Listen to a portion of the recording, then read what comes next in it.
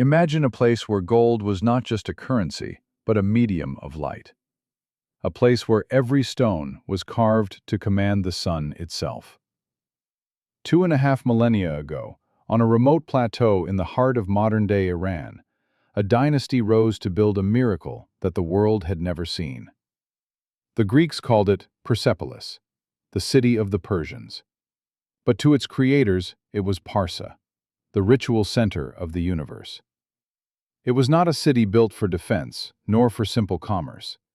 It was a massive political stage, a celestial clock, and a vault of human ambition. But why did a city built of eternal stone, protected by the mightiest army on earth, crumble in a single night? Was it greed, a drunken mistake, or a curse etched into the very foundation by the hands of the gods? In 518 BC, Darius I, the King of Kings, selected a desolate limestone plateau at the foot of Mount Mithra to lay the foundation of Persepolis. To understand the scale of this project, one must understand the Achaemenid Empire. It was the first true global superpower, stretching from the Indus Valley to the edges of Greece and from the Nile to the plains of Central Asia. Darius did not want a fortress, he wanted a microcosm. He summoned the finest minds from every corner of his realm, stonemasons from Ionia, woodworkers from Phoenicia, goldsmiths from Egypt, and Babylonian architects. But here lies the first mystery. Unlike the pyramids of Giza or the Colosseum of Rome, which were built on the backs of slaves, the Persepolis fortification tablets, thousands of clay records, reveal that every worker here was a paid professional. Even pregnant women received special rations and maternity leave. In an era of brutality, Persepolis was built on a foundation of human dignity. The Swallowtail Secret. The Iranian plateau is a land of tectonic fury. To ensure Persepolis stood forever, Persian engineers invented a radical seismic solution. They did not use mortar. Instead, they carved swallowtail or butterfly joints into the massive stone blocks, pouring molten lead and iron into the gaps to lock them together. When the earth shook, these joints allowed the blocks to shift slightly and reset without cracking. It was the world's first sophisticated anti-seismic technology. The labyrinth beneath the stone. The greatest mystery is not what we see, but what lies beneath. Before a single palace wall was raised, the Persians spent decades carving a sophisticated subterranean drainage system deep into the bedrock. This network was so precise that even today, after thousands of years of neglect, it still channels rainwater away from the ruins, preventing the massive stone terraces from eroding. How did they calculate the perfect gradient and hydraulic flow through solid rock without modern sensors? The Stairway of All Nations. As you climb the grand staircase, you notice something strange. The steps are incredibly shallow and wide. Why? It wasn't for horses, it was a psychological design. It allowed dignitaries in long, flowing robes to ascend slowly and gracefully, maintaining their dignity and never having to lower their heads to look at their feet. At Persepolis, the architecture told you exactly how to act, like a god. The year was 330 BC. Alexander the Great, the Macedonian conqueror, entered the city.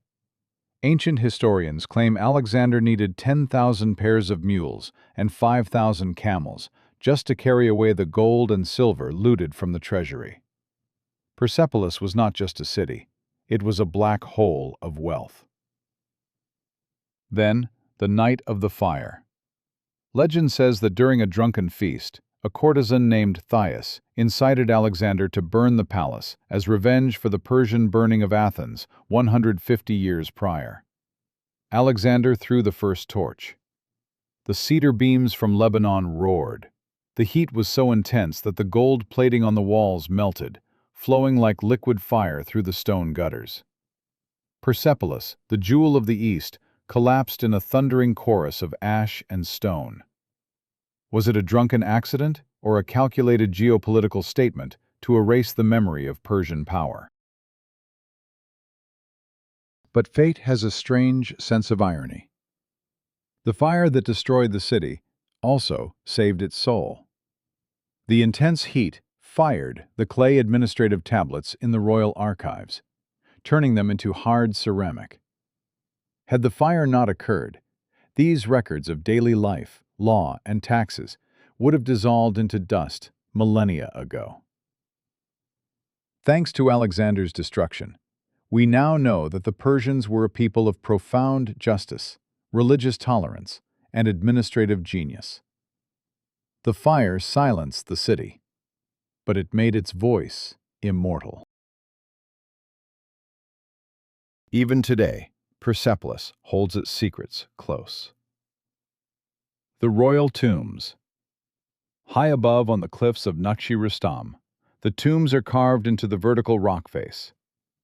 How did they lift massive stone sarcophagi and equipment to such heights? The Faravahar. What is the true meaning of the winged man symbol? Is it the human soul, a divine protector, or a lost piece of spiritual technology? The vanished treasure. Where did Alexander's 10,000 mules go? The trail of the greatest treasure in history goes cold in the mountains of the east. Persepolis is more than a ruin. It is a reminder that while gold can be melted and wood can be burned, the pursuit of human excellence is indestructible. Standing among the lonely columns today, we don't see a graveyard of an empire. We see a blueprint for a world that once tried to be one. If you found this journey through the ashes of Persepolis fascinating, hit the like button and subscribe to our channel. We dive deep into the mysteries of history that others have forgotten. What do you think? Was Alexander right to burn the city? Or was it the greatest crime against art in history? Let us know in the comments below. Join us next time as we unlock another secret of the ancient world.